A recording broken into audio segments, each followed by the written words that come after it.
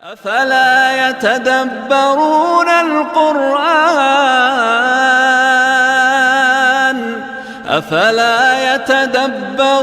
القرآن أم على قلوب أقفالها نحمده ونصلي ونسلم على رسوله الكريم أما بعد فأعوذ بالله من الشيطان الرجيم بسم الله الرحمن الرحيم نزل عليك الكتاب بالحق مصدقا لما بين يديه وأنزل التوراة والإنجيل من قبل هدى للناس وأنزل الفرقان إن الذين كفروا بآيات الله لهم عذاب شديد والله عزيز ذو انتقام صدق الله مولانا العظيم اللهم صل على سيدنا ومولانا محمد وعلى آل سيدنا ومولانا محمد وبارك وسلم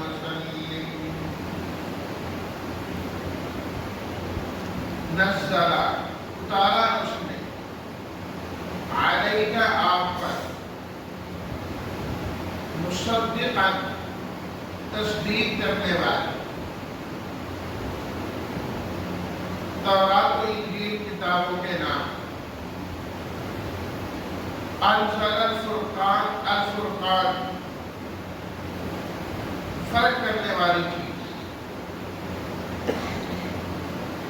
انتقام لینے والے ترجمہ نزل علیک الکتاب اتارا اللہ نے آپ پر کتاب کو حق کے ساتھ جو تصدیق کرنے والی ہے ان کتابوں کی جو اس سے پہلے اور اتارا اس نے تورات اور انجیل کو اس سے پہلے لوگوں کی ہدایت کے لیے اور اتارا اس نے فرق کرنے والی چیز یعنی معجزات کو ان الذین کفروا یقیناً وہ لوگ جو اللہ کی آیات کا انکار کرتے ہیں ان کے لیے سخت عذاب ہے اور اللہ تعالیٰ غالب انتقام لینے والے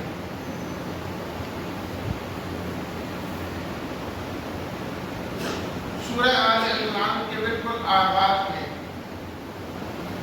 اللہ تعالیٰ نے اس سورت کا مضمون مرکزی اور دعویٰ بیان فرمایا کہ اللہ لا الہ الا هو الحی القیوم کہ معبود برحق صرف اور صرف اللہ ہے۔ اس پر اللہ تعالیٰ نے پہلی عقلی دلیل قائم کی الحی وہ ہمیشہ سے زندہ ہے اور ہمیشہ زندہ رہیں گے۔ اللہ کے علاوہ جو باقی ہیں وہ پہلے نہیں تھے اور بعد میں نہیں رہیں گے، تو جو اپنا وجود باقی نہیں رکھ سکتے وہ معبود بننے کے قابل نہیں۔ معبود وہ ہے جو ہمیشہ سے ہے اور ہمیشہ رہے، جو خود فنا ہو جائے وہ بھی تو الہ ہو سکتا ہے، وہ بھی بھلا معبود ہو سکتا ہے۔ یہی بات تو حضرت ابراہیم علیہ السلام نے اپنی قوم کو سمجھائی جو وہ ستاروں کی، سورج کی اور چاند کی عبادت کرتے تھے۔ فرمایا تو تم الہ کہتے ہو، معبود کہتے ہیں، یہ میرے رب ہے تمہارے گمان اور وہم کے مطابق۔ فلما افلت وہ وقت آیا کہ ستارے چلے گئے، چاند غائب ہو گیا، سورج غروب ہو گیا، فرمایا کہ یہ چیزیں تو اپنا وجود باقی نہیں رکھ سکیں، تو جو اپنا وجود باقی نہ رکھ سکیں وہ تمہارے اور ہمارے وجود کو کس طرح بقا دے سکتے ہیں؟ ان کا تو اپنا ہی عالم ہے۔ اس لیے حدیث میں آتا ہے نبی کریم صلی اللہ علیہ وسلم نے سورج گرہن کے موقع کہ یہ جو سورج بے نور ہو جاتا ہے یہ اللہ کی نشانیوں میں سے ایک نشانی ہے، اللہ کی نشانیوں میں سے ایک نشانی ہے۔ اللہ یہ چیز دکھانا چاہتے ہیں کہ جو اپنے نور کو باقی نہیں رکھ سکتا وہ تمہارے وجود کو بھی باقی نہیں رکھ سکتا، کہ ایک دن یہ سورج ہمیشہ کے لیے ایسے ہی ختم کر دیا جائے گا۔ ختم ہونے والی چیز کو تم معبود سمجھتے ہو اور ہمیشہ سے زندہ رہنے والے معبود برحق کو چھوڑ دیتے ہو۔ القیوم دوسری دلیل اللہ تعالیٰ نے بیان فرمائی کہ ساری کائنات کا نظام چلانے والا اور اسے قائم رکھنے والا صرف اور صرف اللہ ہے۔ آسمان سے لے کر زمین تک ذرے ذرے کا مالک بھی اللہ ہے اور ذرے ذرے کا بادشاہ اور حکمران بھی صرف اللہ ہے۔ یہ سب کچھ اس کی مرضی کے مطابق ہو رہا ہے، جسے وہ رکھے وہ رہتا ہے، جسے اللہ ختم کرے وہ ختم ہو جاتا ہے، جسے اللہ عزت دے وہ عزت پا جاتا ہے، جسے اللہ تعالیٰ ذلیل کر دے وہ ذلیل ہو جاتا ہے۔ اللہ کے قبضہ قدرت میں سب چیزیں ہیں۔ القیوم ہمیشہ سے قائم رکھنے والا وہی۔ یہ تو ہو گئی عقلی دلائل جو ہر ذی شعور انسان سمجھنے والا ہے۔ اس کے بعد اللہ تعالیٰ نے اس وقت میں نے کل ذکر کیا تھا کہ عقلی دلیل، نقلی دلیل اور وحی تین قسم کی دلیلیں ہوتی ہیں۔ اس کے بعد اللہ نے دوسری دلیل بیان کی جسے دلیل وحی کہا جاتا ہے۔ نزل علیک الکتاب بالحق، کہ اللہ رب العزت نے آپ پر الحی القیوم جس کی صفت ہے اس رب نے آپ پر کتاب کو نازل کیا بالحق، اور اس کتاب کے اندر جو کچھ بھی بیان کیا گیا ہے وہ حق ہی حق ہے، وہ حق ہی حق ہے، سراپا حق ہے، الاول کا آخر حق ہے، کوئی چیز حق سے ہٹی ہوئی نہیں۔ تو جب اس کتاب کا سارا مضمون پر حق تو یہ بھی برحق ہے کہ اللہ لا الہ الا ہو، اس کے علاوہ معبود کوئی نہیں۔ اور اللہ نے وحی کر کے بتا دیا یہ مضمون، اب ہمیں ماننا ہوگا۔ تو اللہ تعالیٰ نے جب قرآن مجید کو بطور وحی کے ذکر کیا تو اس کے ساتھ اللہ تعالیٰ نے اس کی کچھ صفات کی بیان فرمائی۔ پہلی صفت لفظ نزلہ میں اللہ نے اشارہ کیا۔ نزلہ کا لفظی معنی ہوتا ہے کسی چیز کو تھوڑا تھوڑا کر کے نازل کرنا، تھوڑا تھوڑا کر کے نازل کرنا۔ یہ قرآن مجید کی خوبی ہے اور قرآن مجید کی صفت ہے کہ اللہ نے قرآن مجید کو 23 سال کے تقریباً تھوڑا تھوڑا کر کے موقع پر موقع نازل کیا ہے، جبکہ باقی کتابوں کو اللہ تعالیٰ نے یکدم اور براہ راست نازل کیا ہے۔ تورات اس طرح نہیں کہ اللہ تعالیٰ نے تھوڑی تھوڑی کر کے نازل کی، انجیل تھوڑی تھوڑی کر کے نازل کی، نہیں، ساری کی ساری کتاب اللہ تعالیٰ نے ایک وقت میں عطا فرمائی، ساری کتابیں۔ اس لیے اللہ تعالیٰ نے اسی میں انزلہ کا لفظ استعمال فرمایا۔ نزلہ کا معنی کسی چیز کو تھوڑا تھوڑا اتارنا، اور انزلہ کا معنی ہوتا ہے یکدم ساری چیز نازل کرتے ہیں۔ چونکہ اللہ تعالیٰ نے لوح محفوظ سے آسمان دنیا پر ایک رات میں نازل کیا یکدم، اس لیے سورہ القدر میں اللہ نے فرمایا اِنَّا أَنزَلْنَاهُ فِي لَيْلَةِ الْقَدْرِ، وہاں انزلنا کا لفظ ہے کہ ہم نے نازل کیا ایک ہی رات میں۔ شہر رمضان الذی انزل فیہ القرآن، رمضان کا مہینہ جس میں قرآن نازل کیا گیا سارا کا سارا، لیکن آسمان دنیا سے نبی کریم صلی اللہ علیہ وسلم کے قلب اطہر پر اللہ نے تھوڑا تھوڑا کر کے 23 سال کے عرصے میں مکمل فرمایا، اور اللہ تعالیٰ نے اس کی بڑی حکمتیں بیان فرمائی۔ فرمایا کہ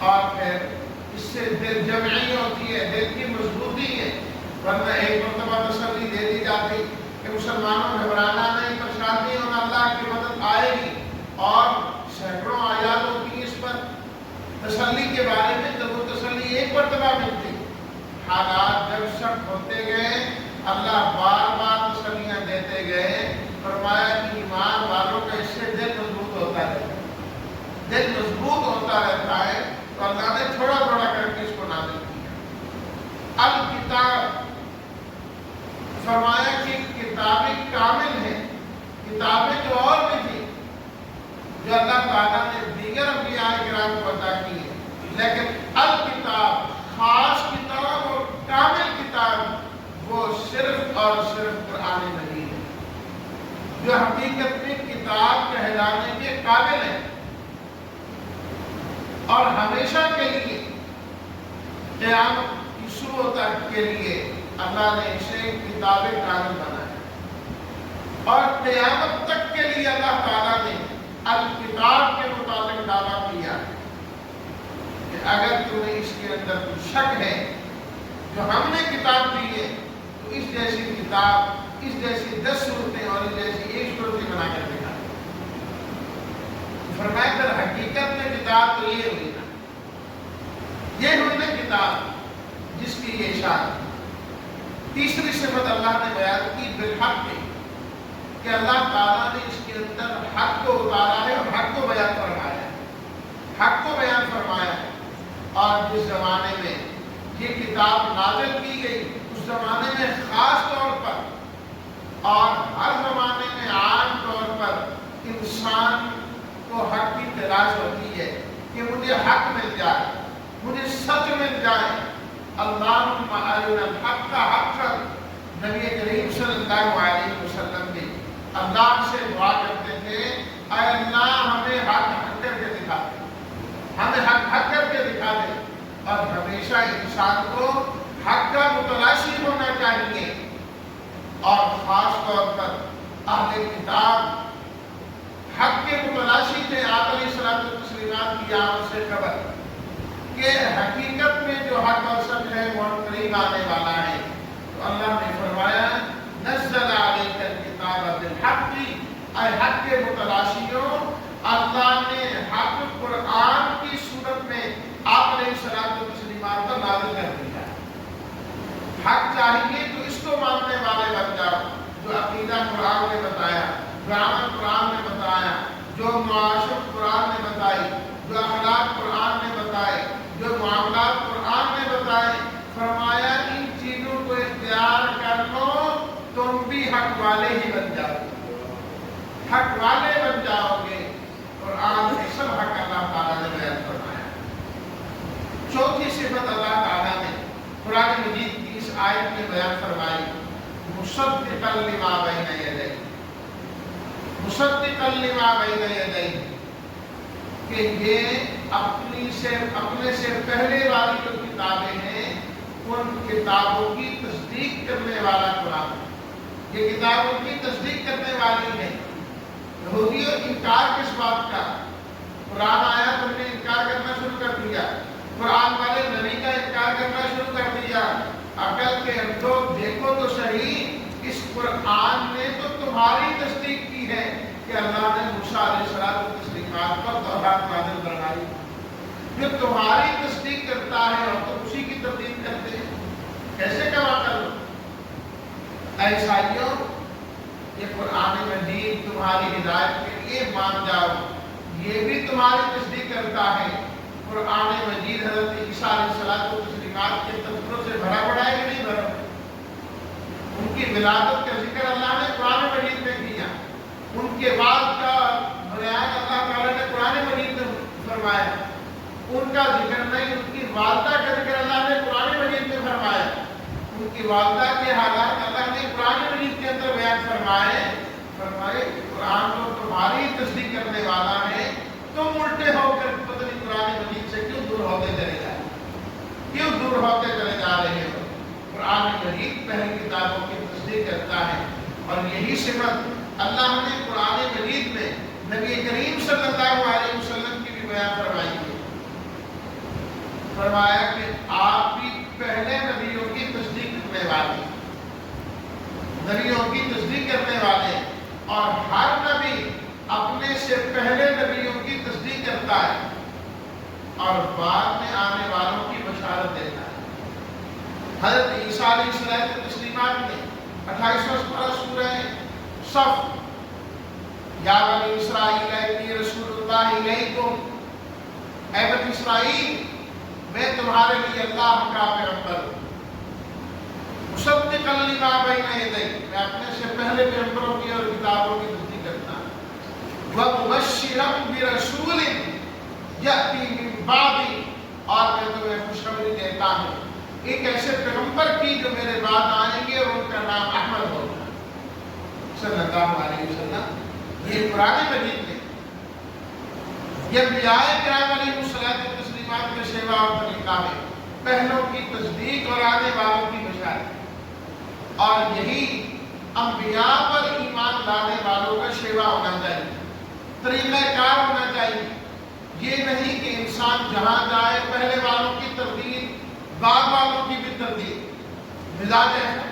آج آپ دیکھ لینا، جب کسی کے پاس کسی کام کے لیے جائیں، کہو یہ فلانا نے کیا ہے، اتنا غلط کام کیا ہے، یہ ٹھیک ہے، یہ پہلوں کی تردید شروع ہو جائے۔ جس عہدے پر ایک آ رہا ہے، کوئی آ رہا ہے، پہلوں کی تردید میں لگا ہوا تھا، اوپر سے لے کے نیچے تک ہے۔ جو جس عہدے پر پہلے والے تباہی کر کے، پہلے والے بربادی کر کے، انہوں نے یہ کر دیا، ہم ہی رہیں گے تو ٹھیک رہیں گے، ہمارے بعد دوبارہ تباہی اور بربادی آ جائے گی۔ ہم ہی ہیں کہ آسمان کو ہم نے اپنے سر پہ کھڑا کیا ہے، بس ہم نکل گئے کہ آسمان نیچے گرتے ہیں، لا حول ولا قوت۔ اور ہر ایک کا یہ مزاج، گھر میں کسی مستری کو لے کر آتے ہیں، وہ کہتے ہیں یہ کون کام کر کے گئے، بڑا بیوقوف آدمی، ایسے کام ہوتے ہیں، ساری غلطیاں نکالے گا اس اور اپنے آپ کو اتنا ماہر ثابت کرے گا کہ بس میں نے یہ کام کیا تو ٹھیک ہے، نہیں تو کسی اور سے تھوڑا ہونا ہے، اور اس کے بعد آئے گا وہ اس کے خلاف شروع ہو جائے۔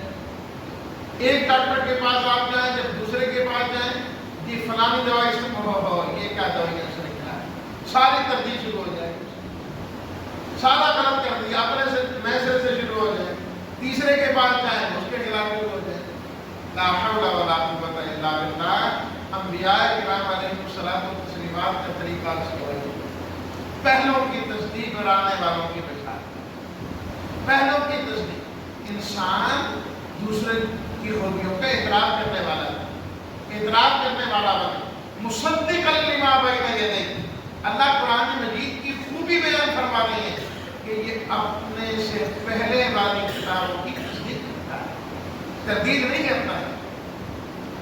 تو یہ دلیلیں وحی اللہ نے بیان فرمائی۔ اس کے بعد تیسری قسم کی دلیل اللہ تعالیٰ شروع فرماتے ہیں، وَأَنزَلَ التَّوْرَاةَ وَالْإِنجِيلَ، کہ اللہ تعالیٰ نے تورات اور انجیل کو نازل فرمایا من قبل، اس سے پہلے، ہدی للناس، وہ بھی لوگوں کے لیے ہدایت کا ذریعہ ہے، وہ بھی ہدایت کا ذریعہ ہے۔ یہ ہے دلیلیں نقلی جو اللہ تعالیٰ نقل فرما رہے ہیں کہ یہ جو دعویٰ ہم نے تمہیں سمجھایا اور بیان کیا، اللہ لا الہ الا ہوا والا، فرمایا یہ پہلی کتابوں میں بھی تھا۔ تورات کھول کے دیکھو، اللہ کی توحید وہاں پر بھی تھی، انجیل کھول کے دیکھو، اللہ کی توحید وہاں پر بھی تھی۔ اور جس طرح میں نے جمعے میں عرض کیا کہ نبی کریم صلی اللہ علیہ وسلم کی نبوت اور رسالت کا بیان بھی ان کتابوں میں تھا۔ آپ علیہ السلام تسلیمات کی صحابہ کا تذکرہ بھی ان کتابوں کے اندر تھا۔ تو فرمایا کہ جب سب کا ایک دعویٰ ہے تو ثابت ہوا کہ ساری آسمانی کتابوں کا مرکزی مضمون اور تمام انبیاء کرام علیہ الصلوۃ والتسلیمات کی جو تعلیمات تھیں، ان کا بنیادی مضمون یہی تھا، اللہ لا الہ الا اللہ کے علاوہ کوئی معبود نہیں، معبود برحق صرف اور صرف اللہ کی ذات، صرف اللہ کی ذات ہے۔ وَأَنزَلَ التَّوْرَاةَ وَالْإِنجِيلَ، تورات کا جو لفظی معنی ہوتا ہے، ویسے تو کتاب کا نام ہے جو موسیٰ علیہ السلام و تسلیمات پر اللہ تعالیٰ نے بتایا، لفظی معنی اس کا ہوتا ہے قانون، قانون کی کتاب. انجیل کا لفظی معنی ہوتا ہے بشارت اور خوشخبری. اور زبور حضرت داؤد علیہ السلام کو تسلیمات کو اللہ نے عطا فرمائی. وَآتَيْنَا دَاوُودَ زَبُورًا. زبور کا معنی ہوتا ہے صحیفہ. اور اللہ نے اس کتاب کو کیا فرمایا؟ قرآن. الکتاب بھی فرمایا اور بھی مختلف نام. اور ایک نام کیا ہے؟ القرآن. اِنَّا هَذَا الْقُرْآنَ. یہ قرآن نام سے اشارہ کر دیا اس بات کی طرف کہ یہ کتاب وہ ہے جو صرف لکھ کے رکھنی نہیں ہے الماریوں میں، بلکہ القرآن اس کتاب کو پڑھنا بھی، اس کتاب کو پڑھنا بھی ہے. جو اب ہم کتاب دے رہے ہیں، فرمایا کتابیں پہلے بھی ہم نے نازل کی، لیکن اب جو ہم نازل کر رہے ہیں اس کتاب کی نمایاں صفت یہ ہے کہ اسے پڑھا جائے گا اور اتنا پڑھا جائے گا کہ دنیا میں اس سے زیادہ پڑھی جانے والی کتاب کوئی بھی نہیں اور کوئی بھی نہیں ہو. ایک تحقیق کے مطابق آج پوری دنیا کے اندر سب سے زیادہ چھپنے والی جو کتاب ہے وہ انجیل ہے. سب سے زیادہ چھپتی ہے دنیا کے اندر، لیکن وہ چھپتی تو ہے پر پڑھی کوئی نہیں جاتی، رکھی جاتی ہے. قرآن مجید وہ کتاب ہے جو پوری دنیا میں سب سے زیادہ پڑھی جاتی ہے. ہر وقت پڑھی جا رہی ہے، ہر وقت پڑھی جا رہی ہے. اللہ اکبر. عوام الناس پڑھ رہے ہیں اور پھر پوری دنیا کے اندر قرآن مجید حفظ کرنے والے صبح سے شام تک پڑھ رہے ہیں.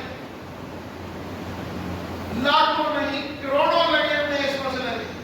لوگ بس قرآن پڑھتے جا رہے، پڑھتے جا رہے، پڑھتے جا رہے، یاد کر رہے ہیں، سبق سنا رہے ہیں، سب کی سنا رہے ہیں، منزل سنا رہے ہیں، ادھر سے سنا رہے ہیں، ادھر سے سنا رہے ہیں. پھر اللہ نے کائنات کا نظام ایسا بنایا، کہیں دن ہو رہا ہے، کہیں رات ہو رہی ہے، کہیں دن کا پہلا حصہ ہے، کہیں دن کا آخری حصہ ہے، کہیں رات کا شروع ہے، کہیں رات کا آخر ہے. پوری دنیا کے اندر یہ قرآن حفظ کرنے والے ہر وقت قرآن پڑھتے ہی رہتے ہیں.